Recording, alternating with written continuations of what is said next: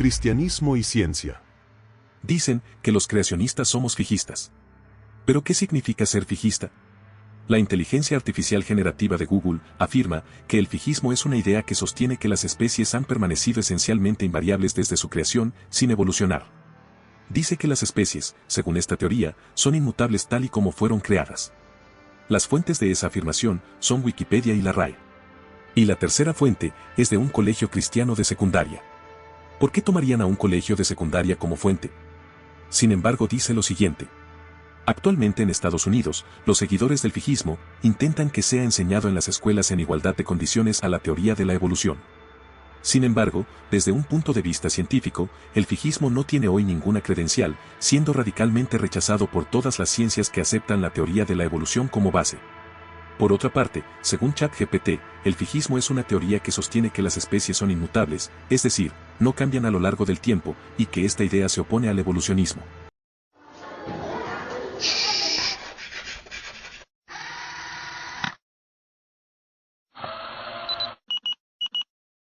Hola, bienvenidos a Un Profesor.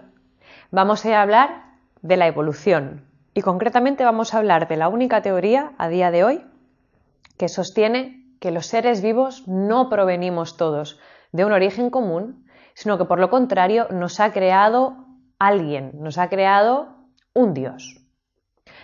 A esto se le conoce como la teoría creacionista, también llamada teoría fijista, ¿vale? El creacionismo o el fijismo se basan en que hay un Dios todopoderoso que nos crea a todas y cada una de las especies que a día de hoy existimos y estas especies permanecemos fijas, inmutables. Fijas, inmutables.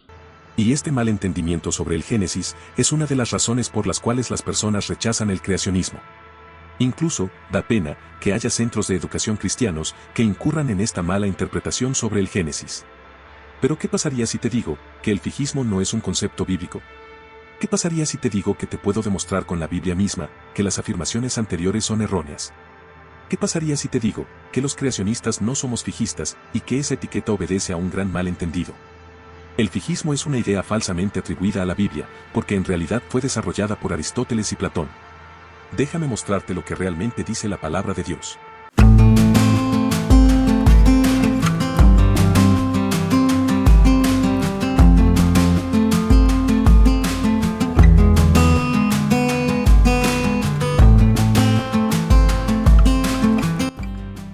Primero que nada, hay que entender dos cosas. Número 1, lo que realmente dice el libro del Génesis, y número 2, el significado de la palabra especie. Veamos primero qué dice el Génesis. Y creó Dios los grandes monstruos marinos, y todo ser viviente que se mueve, que las aguas produjeron según su género, y toda ave alada según su especie. Observen que el texto dice, según su género, y según su especie. Sigamos leyendo. Produzca la tierra seres vivientes según su género, bestias y serpientes y animales de la tierra según su especie. Ahora bien, en algunas Biblias encontrarás en español únicamente el término especie, y en otras, especie y género, pero eso no importa.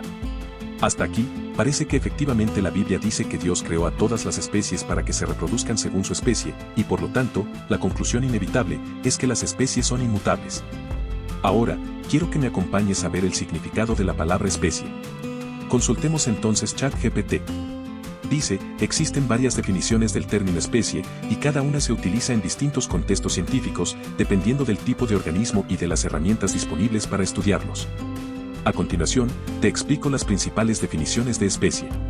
Y por supuesto, las principales definiciones de especie son biológica, genética, morfológica o tipológica, ecológica y evolutiva o filogenética.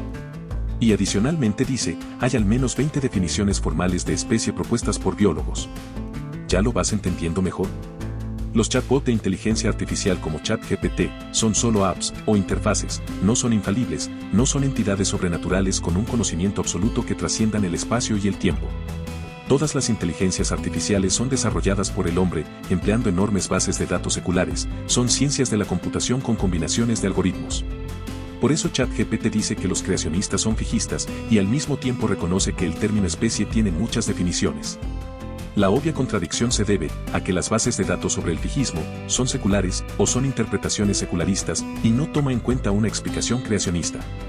Habría que preguntarle a Moisés, el autor del libro del Génesis, sobre la definición de especie que estaba utilizando, y eso es prácticamente imposible, y sin embargo, no es necesario, porque del texto bíblico podemos extraer el hecho de que las llamadas especies en el Génesis ni siquiera se refieren a los conceptos y definiciones que conocemos hoy en día para ese término.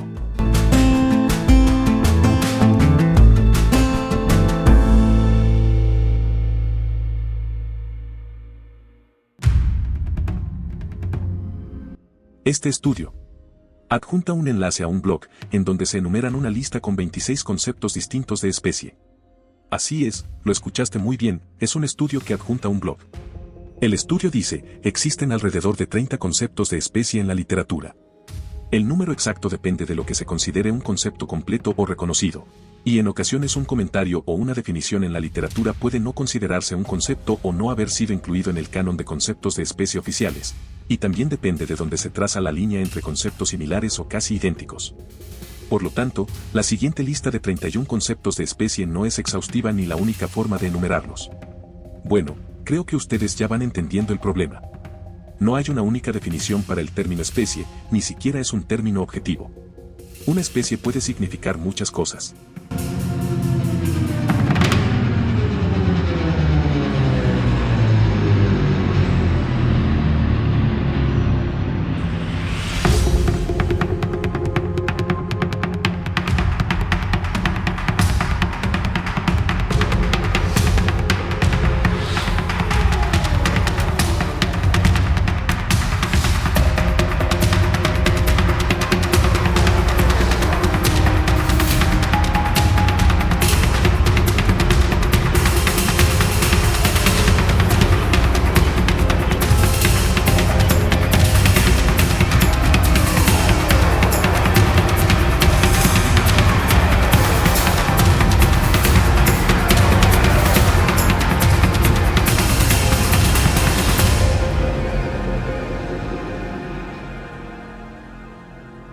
Entonces, ¿bajo qué estándar objetivo se dice que los creacionistas somos fijistas? Si en lugar de tener una definición concreta tienes más de 30 definiciones, cualquier cosa puede ser una especie, dependiendo del contexto. Pero eso no es todo, hay más. Resulta que el término en hebreo que se emplea en el libro del Génesis y que se traduce como especie, es min, el cual no significa especie.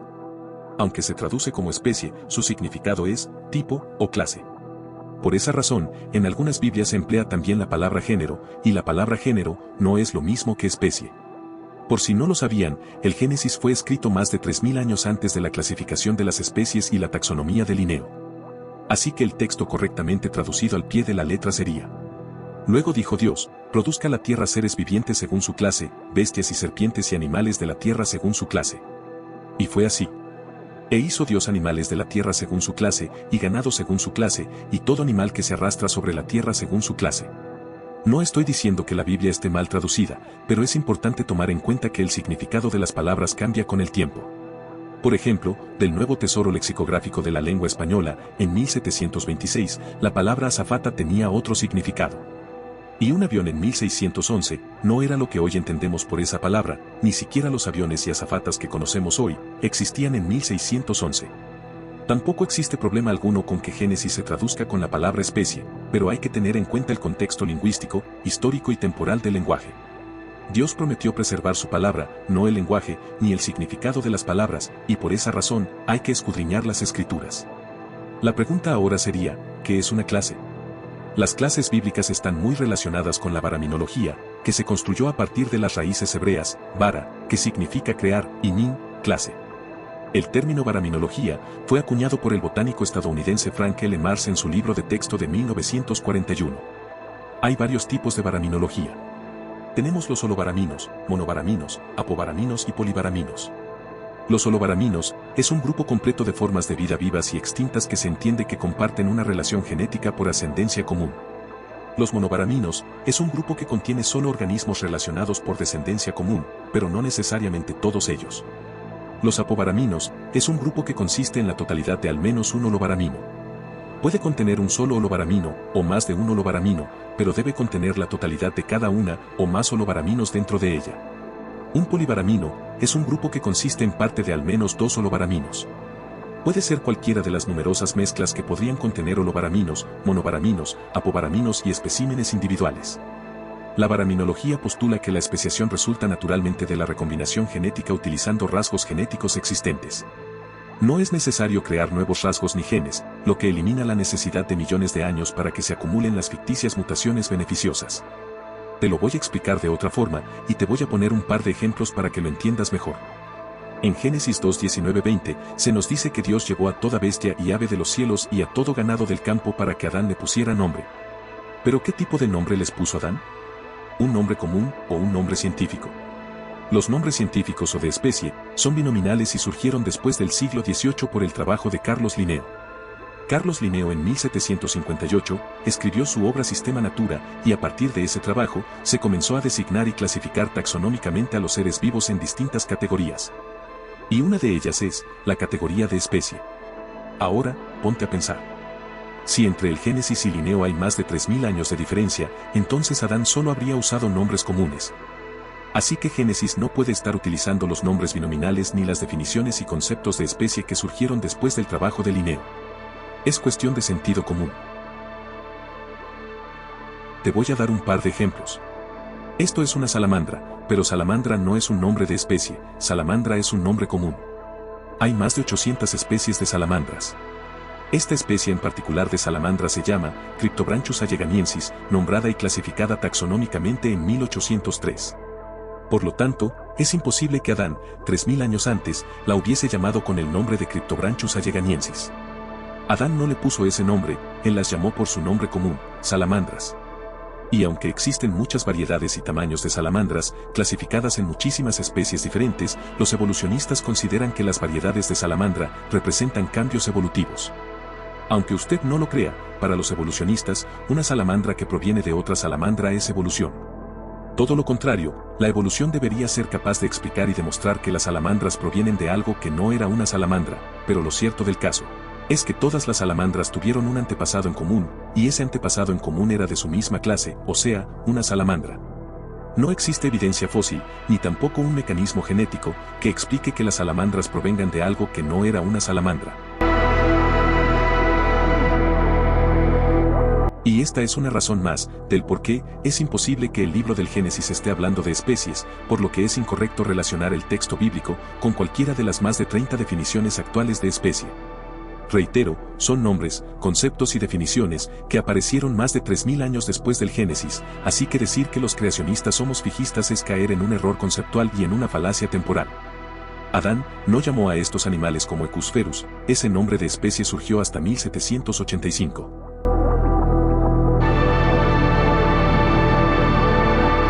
Y aunque hay distintas especies de sandías, esta que ustedes están viendo es la especie más común, llamada Citrullus lanatus, nombrada así en el año 1916. Es cierto que tenemos variedades de sandías, y que esas variedades corresponden a distintas especies, y dado que la Biblia no habla de especies sino de clases, podemos estar completamente seguros que la clase sandía no evolucionó a partir de algo que no era una sandía. Pueden aparecer nuevas especies de sandías en el futuro, por hibridación, especiación y mutación, pero siempre serán sandías.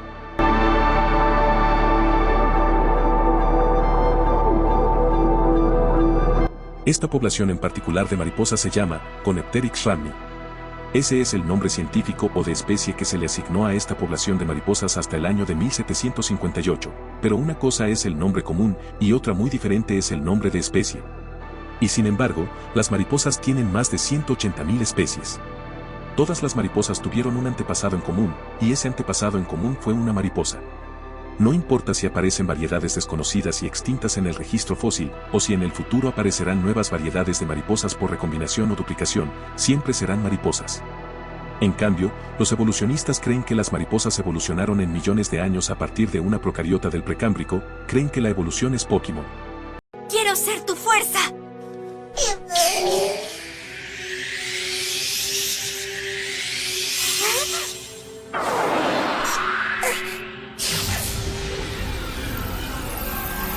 ¿Qué pasa? ¡Eso es! ¡Está evolucionando!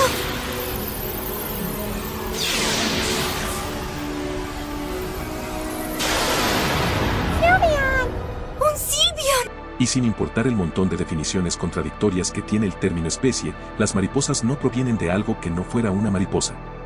Aunque una clase pueda estar formada por muchas especies y las especies puedan variar, las especies nunca van a variar lo suficiente como para que se salgan de la clase a la que pertenece. No es genéticamente posible. Cuando dicen que los creacionistas somos fijistas, se trata solamente de un terrible malentendido. Los creacionistas ni siquiera decimos que las especies han permanecido invariables desde su creación, porque incluso en el Génesis puedes encontrar que los seres humanos eran de mayor estatura y vivían hasta 900 años. Después del diluvio nos hicimos más pequeños y con dificultad llegamos a los 80 años. Así que los seres humanos han cambiado muchísimo después del diluvio, pero seguimos siendo anatómicamente humanos, Homo sapiens, sapiens. Gregorio Mendel experimentó con guisantes, obtuvo variedades de guisantes, pero siempre obtuvo guisantes. La misma clase, guisantes, ese sería su nombre común, ya que el nombre científico, o de especie para los guisantes, aparecería varios milenios después del Génesis. Perros, lobos y coyotes pertenecen a la misma clase de animal aunque sean especies diferentes, incluso son muchas veces interfértiles. Todos los gatos domésticos y salvajes provienen de otro gato. Quizás su antepasado era un gato más grande, o más pequeño, o con las patas más largas, o con los colmillos más largos, con más pelo o con menos pelo, pero anatómicamente su antepasado era un gato, similar a los actuales. Claro que pueden haber cambios y variedades, y claro que se puede clasificar esas variedades en especies, géneros y familias. Pero ciertamente, esos cambios tienen límites bien definidos. Los gatos, salvajes o domésticos, no provienen de algo que no fuese un gato. Los caballos, las cebras, los cebrasnos, los cebroides, las mulas, los burros, los ponis, todos ellos tienen diferentes nombres comunes y poseen diferencias morfológicas, pero anatómicamente poseen la misma organización. Y también, todos ellos tuvieron un antepasado en común, el cual poseía la misma organización anatómica que cualquiera de ellos. Claro que encontramos cambios por recombinación, duplicación, expresión genética, mutaciones, frecuencia alélica, etc., pero esos cambios no producen nuevas estructuras anatómicas por extensión de las ya existentes, que favorezcan la aparición de nuevos planes corporales, ni el desarrollo de una nueva organización biomecánica. Eso es lo que necesita el árbol de la vida y la evolución, y eso no cuenta con evidencia genética, ni tampoco cuenta con el apoyo del registro fósil. Todos los arquetipos y clases originales aparecen repentinamente en la columna geológica.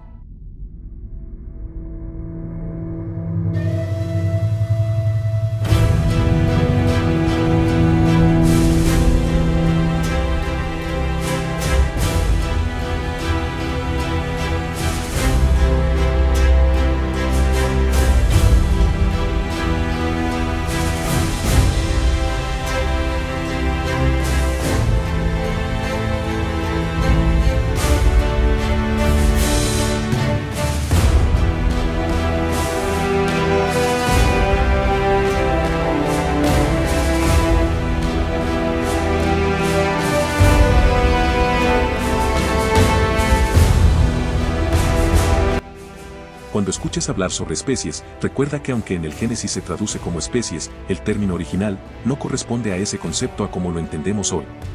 Es más, te lo voy a decir directamente, nadie sabe qué es una especie. Y eso nos lleva a un tema que se conoce como el problema de las especies. Mira lo que dice este artículo de Science. El concepto de especie está presente en toda la biología, desde la genética hasta la ecología y la evolución.